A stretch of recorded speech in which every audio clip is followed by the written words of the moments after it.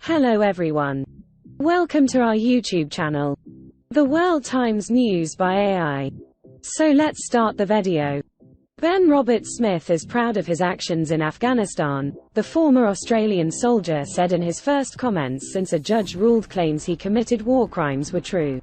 A landmark defamation case this month found Mr. Robert Smith was responsible for the murders of 4 Afghans. The Victoria Cross recipient says he is innocent and will consider an appeal. "I'm devastated. It's a terrible outcome and it's the incorrect outcome," he said on Wednesday. Speaking to reporters from Nine as he returned to Australia for the first time since the judgment was delivered, Mr. Robert Smith also said he would not apologise to those affected by his alleged crimes. "We haven't done anything wrong, so we won't be making any apologies," he said. Mr. Robert Smith sued 3 Australian newspapers over a series of articles alleging he had carried out unlawful killings and bullied fellow soldiers while deployed in Afghanistan between 2009 to 2012.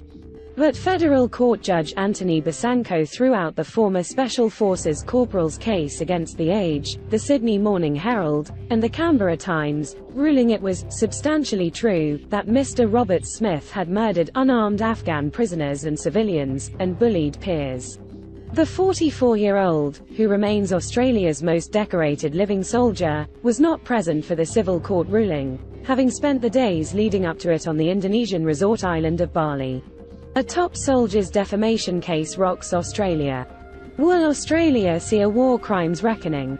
Mr. Robert Smith, who left the Defence Force in 2013, has not been charged over any of the claims in a criminal court, where there is a higher burden of proof.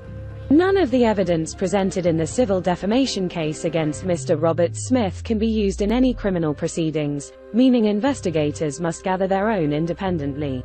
This week it was confirmed that the Office of the Special Investigator, OSI, which is responsible for addressing criminal matters related to the Australian Defence Force in Afghanistan, would work alongside Australian Federal Police, AFP, to examine 3 alleged murders local media say involve the former soldier.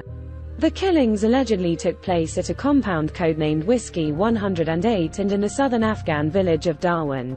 The OSI was set up following a landmark inquiry in 2020, known as the Brereton Inquiry, which found credible evidence that Australia's special forces unlawfully killed 39 people in Afghanistan. There are currently 40 matters that are being jointly investigated by the OSI and the AFP. Earlier this year, former SAS soldier Oliver Schultz became the first Australian Defence Force member to ever be charged by police with the war crime of murder. Thanks.